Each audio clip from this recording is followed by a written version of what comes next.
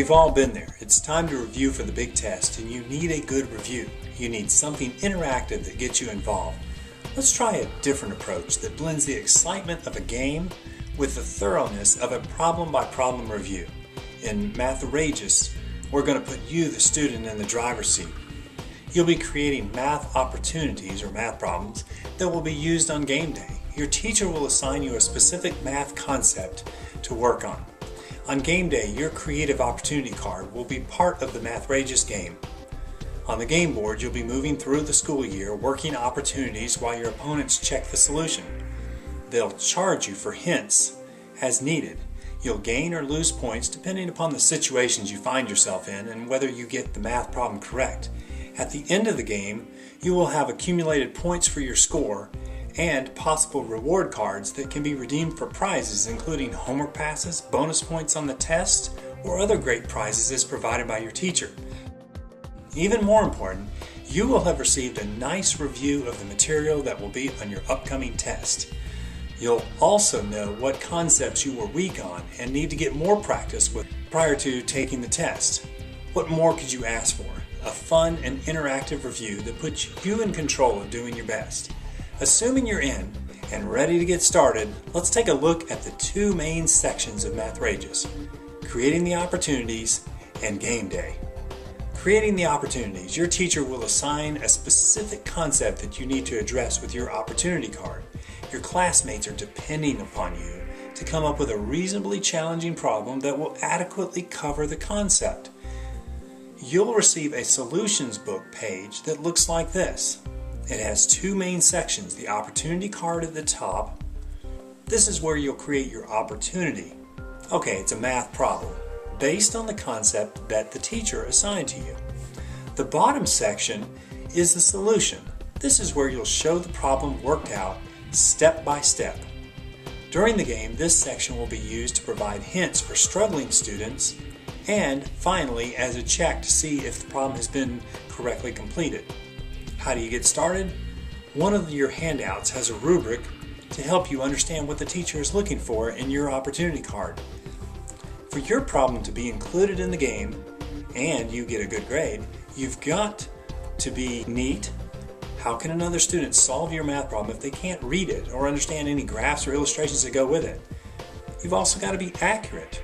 Your solution section has to be mathematically accurate. Without accuracy, you could be misguiding members of your class the day before the test. You don't want to be responsible for that. Your opportunity has to have detailed explanations in the solutions box.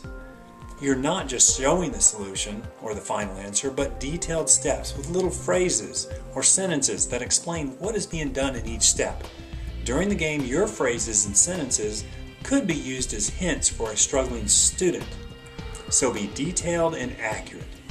Grammar, that's right, even in a math class, make sure that your problem is written with correct grammar, sentence structure, and spelling. These items are all part of being an effective mathematical communicator. Last but not least, there's creativity. Don't just create a basic math problem with only numbers. Some math concepts are easy to work into word problems, but occasionally you have a concept that just doesn't match up with word problems.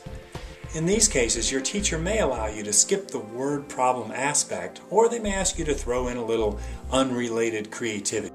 If you follow the rubric for your opportunity card, then you'll be sure to create a problem that will help your fellow students on game day and give you a good grade for your problem. One final step on your opportunity card after you create your opportunity and its solution, you'll need to make an exact copy of your opportunity card onto the full page opportunity card. That's just the problem, not the solution. This may seem a little redundant, but this will allow your teacher to easily create game cards and solutions books for use on game day. It's critical that you make an exact copy of your opportunity onto the full page. Be sure to write dark and neat and as big as you can. These cards will be shrunk down a little using the copy machine prior to game day. Your teacher will grade your opportunity card according to the rubric. Your teacher will assign a number to the opportunity and will then copy these documents to make the final opportunity cards and solutions books. Ready for game day? We put this video together because no one wants to read instructions for a game, not even me. It's pretty simple. Usually the game is played in groups of 4, where 2 students team up against 2 others. Of course, you can play with 2 or 3 students as well, but your teacher can decide how you're going to break that down. Everyone starts with a 65. Ouch! Everyone's failing. But don't worry, it won't take long to move into a passing grade and hopefully beyond. These instructions will assume a 4-player group with a 2 versus 2 configuration. Determine which team goes first. Spin the spinner and move the number of spaces indicated. When you land on a situation or a space, record the number of points that you gain or lose onto your scratch paper and score sheet handout. Choose an opportunity card each time you move your game piece. Tell the opposing players what opportunity number you picked, and they'll pull up the same problem in the solutions book. Begin working your problem on the scratch paper and score sheet in the space provided. You may need additional scratch paper as well. It is highly recommended that both players on a team work the problem separately and compare their steps and answers as needed. If one player does all the writing and scratch work, then the other player is not really going to get the review that they deserve prior to test day. If you and your team member are struggling with how to get started, or you get stuck at a particular step, then you may ask for a 1-point hint from your opponents. They can look at the solutions book and provide a hint that will aid you in moving forward. Additional hints can be provided, but these will cost you 1 point each. When your team has a final answer, call it out or show it to your opponents. They'll let you know if you're correct. If you're not correct, make sure that you take a look at the solution section and learn from your mistake. This is a critical part of the game that leads to improving your test score. Don't forget to record the points you've earned. Total your new score, including the situation points gained or lost, and carry this new score to the top of the next box on your scratch paper and score sheet. Now trade roles with your opponents. They spin and move, record points, work the opportunity, use hints as needed, and finalize their answers and record new scores. If your team gets 3 opportunities in a row correct, then you get to draw a reward card from the reward stack. Rewards could include redeemable prizes, including homework passes, bonus test points, or other prizes as provided by your teacher. First team to get to the last day of school wins an extra 10 points. When all teams are finished, add up the points to see who wins and where everyone will spend their summer. Don't forget to collect rewards from your teacher. They may ask you to just staple your rewards cards to your scratch paper and score sheet.